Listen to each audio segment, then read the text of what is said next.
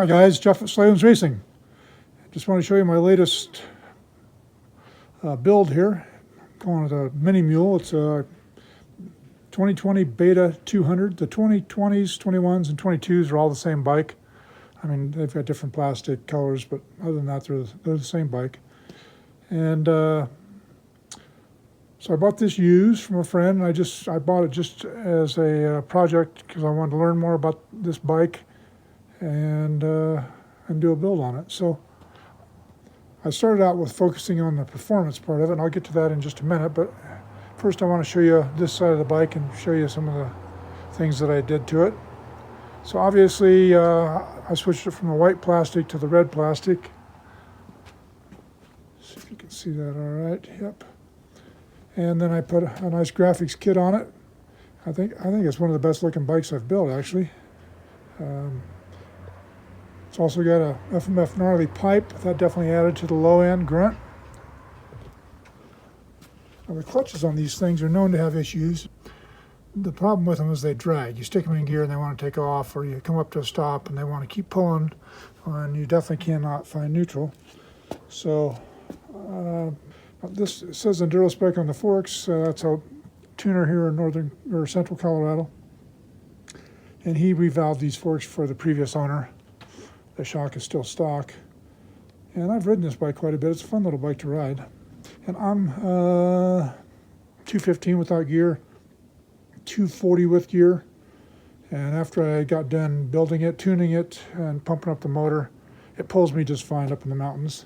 I mean, this bike doesn't fit me well. It's the 125 chassis, so it's kind of small for me. I would have to do some work on it, like different foot pegs that were down and back, and move the bars forward and a little bit taller, a little different seat. But I could make this work for me. I mean, I can see why bigger guys buy these sometimes, although they're probably intended more for a medium-sized rider or a small rider. But they will work for any level of rider. I mean, I saw some guys post the other day that he didn't think it was good for, did a video, and he didn't think it was good for a beginner, but maybe so in stock form. But now that this thing's been pumped up and I've added a lot of bottom into it and smoothed out the transition from the bottom to the mid-range, this is definitely, the way this one is built, would definitely work very well for a beginner. Let's see, down here we've got a really nice Enduro Engineering shark fin,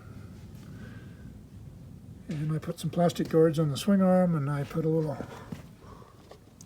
I always tap into the swing arm here and secure them, otherwise they fall off quite regularly. And you can see the AXP skid, and it's also got the built-in linkage protector, so you can really bash stuff and not hurt that lower linkage. And other than that, on this side, so the two beefs I have with this bike in stock form are the clutch. I mean, that should never come out of the factory that way, and they drag from the factory. And it's not just a little bit of a drag, it's a big drag. So I've addressed that issue and made it much better. I don't think it's perfect by any means, but it's much more usable. But the other issue I have with Beta, and it's common on all the Betas, is the steering. You can't turn the bars far enough to one side or the other. The steering radius is not good.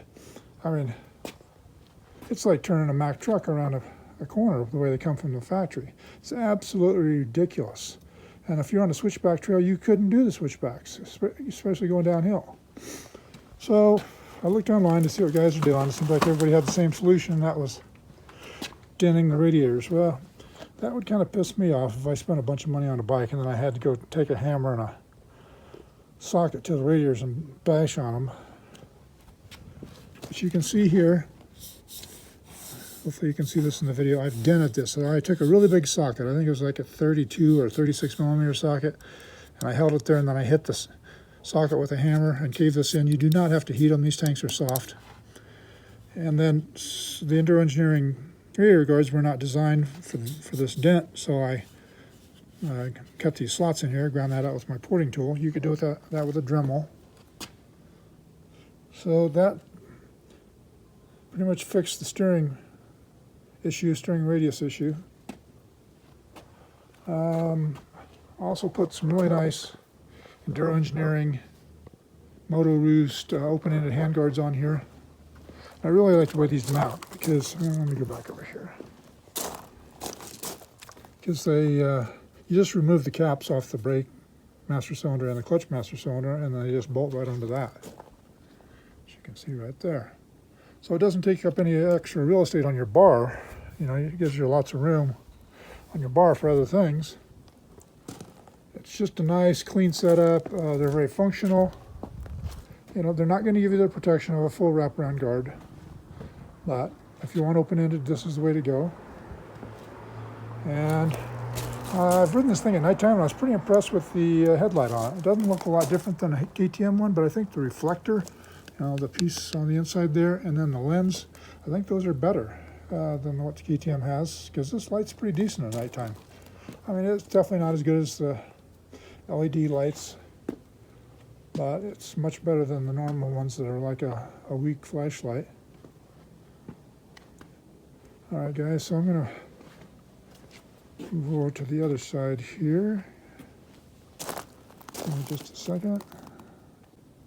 Alright, over here on the left side of the bike, I reused the chain guide. This bike only has about 300 miles on it. So the chain sprockets are in good shape, but if this were my bike, especially if I was using it at lower elevation, I would gear it a little taller. First gear is kind of useless because it's so low. So I'd probably go down 2 teeth on the rear sprocket. But I haven't tested that, but I think it'd be worthwhile. And the KTM 200s have the same issue as they're geared too low. So on this side of the bike, well, kind of forgot at the beginning here, I stripped this thing down to the bare bones. I took the subframe all apart, and I scrubbed the hell out of this thing because it was pretty grungy, and I want to start with a nice clean bike. But, you know, like I mentioned earlier in this video, that my main goal was performance. And I gained a lot on the bottom end, the lower part of the mid-range, and I smoothed out the transition between the bottom end and the mid-range. So, and by that I mean, you know, in stock form they kind of, they're not boggy on the bottom, but they're weak. So they kind of struggle to get up onto the pipe, up into the power band. And then when they do, then they hit really hard and lights up the rear tire. You know, so then you've broken traction, you're just kind of out of control at that point to some extent. And for a less experienced rider, that's not good. So the combination of the things that I did actually 4 things, and I'll go over those now. And I've got a separate video on that as well. But I put Billetron carburetor, which is their very latest carb. It's, you know, they start with a chunk of billet aluminum and they machine these out with a CNC mill. And this is a big improvement over their previous carburetor. I've got other videos that go into those details, but gave it definitely more bottom end and that lower part of the mid-range, made it pull harder down there. I also decked the cylinder. So decking the cylinder, something that most guys aren't familiar with, and that is I pulled the cylinder off the bike, this being the cylinder. I pulled the cylinder head off, and then I gave it to my machinist, and he machined off the bottom of the cylinder, down here where the base gasket is. So basically you turn the cylinder upside down and you machine that surface where the base gasket sits. So I took some off of there, and that lowers the cylinder, so that retards the port timing, which gives it more low-end grunt, and it also raises the compression at the same time, because then the piston travels farther up into the head. So you get kind of a double bang for your buck there. And let's see, it raised the compression, I believe it was 25 pounds, which is a pretty good jump. And that added a lot to the bottom end and mid-range. From there, I put on the Fmf Gnarly Pipe, and those are well known for adding to the bottom end and mid-range. And on the big bore bikes, like the 2 bigger bores, the 250s and 300s, that pipe takes way too much off the top end. But on this bike, it didn't seem to hurt it that much. I mean, yeah, maybe just a little, but on trails, if you're on a nice single track trail, you shouldn't be revving the guts out of them. That's kind of out of control. Now, if you're on a wide 2-track thing or a Jeep road or whatever, all right, I get it. You want to rev it. But to make it more rideable, I did these mods to add to the bottom end of mid-range. I wasn't concerned about the top end, as long as I didn't kill it. And then the fourth thing I did was I adjusted the power valve. And the power valve adjuster is right here. And I just use the Enduro Engineering power valve adjusting tool. And I turned that in. I turned it so that in is clockwise. I turned it in a half a turn. And that really helped as well with the transition from the bottom end to the mid-range.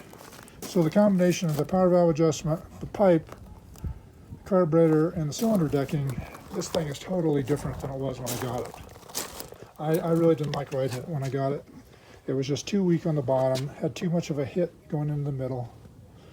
And our conditions right now are like they are quite often. They're really dry and slick. And it was hard to ride. But now it's way easier to ride. I mean, I had another guy ride it. He thought the exact same thing. You know, it's much easier to ride now. And let's see, on this side we also put a discard on the front. I did that mainly for aesthetics. Those plastic discards, you know, if you're riding in a lot of brush and tall grass and that kind of stuff, then it's a good thing. But for our conditions out here, they don't really serve that much of a purpose other than they look good. And I think that's about all I did, guys. Of course, I freshened up every little thing, but that I could. And this bike is already sold. One of the guys that works for me bought it, and he's considerably smaller than me, so it should work just great for him. But like I said before, who's this bike for? It really is for everybody. I mean, you know, if you're 350 pounds, well, probably not. But anywhere from my size on down to some real skinny person, this and everybody in between, this bike should work very well. All right, some comments that I saw on other videos online. You know, usually when I do a new video like this, I haven't on a bike I haven't done before, I'll go do a little bit of digging online to see what's out there. And you know, a couple of different YouTubers posted that the suspension was great on this thing. Well, I'd have to disagree with that. Especially, I mean, this has, the forks are a little softer than stock, but he set them up for racing, so they're a little too stiff still. But I've ridden several betas in stock form. The suspension is, with the Sachs, suspension is extremely harsh and not good in rocks and roots. So I totally disagree with those other YouTubers. The suspension definitely needs work on them if you want a really comfortable bike that's predictable, that tracks straight through rocks and roots and doesn't deflect and shoot you off the trail and make you start turning the throttle the wrong direction. Other than that, I think I'd pretty much agree with most of the other reviews out there. It's a great little bike. You know, it's not my kind of bike. I need more motor than this for the stuff I do, but it's a great little bike, and at sea level, it's, you know, it's going to have it considerably more than it does here. We have about a 25% reduction in horsepower at this elevation. I live at about 6,500 feet and ride up from there till, you know, about 12,000. So at 6,500 feet, because we have thin air and that makes lower compression, we have a lot less horsepower up here. So anyhow, guys, I think that's pretty well all I did. So just to review real quick, I did the motor mods, carb, cylinder decking, pipe, power valve. I buffed it out and made it look nice. I added a nice AXP skid and some goodies from Enduro Engineering, the rear discard. Also added, I forgot about it, there's a brake pedal over here. That brake pedal tip is a stainless steel one, which is the strongest one we sell. And by strong, I mean if you're, some of those aluminum ones, if you hit a rock with those, you're going to break them right off. Also added the Enduro Engineering handguards and put some nice ODI grips on it. All right, I'll stop rambling, guys. This is overall a very nice bike. It was fun to build. And it's fun to ride now. It wasn't when I got it, but it's definitely fun to ride now. And okay, that's about all. Make sure you get out and ride. You know, even in the wintertime, throw that bike in the truck and drive somewhere that's got some place you can ride. I know you guys that are really far up north, that's probably not a possibility, but anyhow, get out and ride, guys. Help out with your trails. Be a good trail ambassador. Be courteous to all the other users on the trail. Please like us on Facebook and Instagram. And what's the other one? I'm totally having a little brain issue here, but anyhow, like us on all the different social medias and give us a call when you need some help. That's all for now.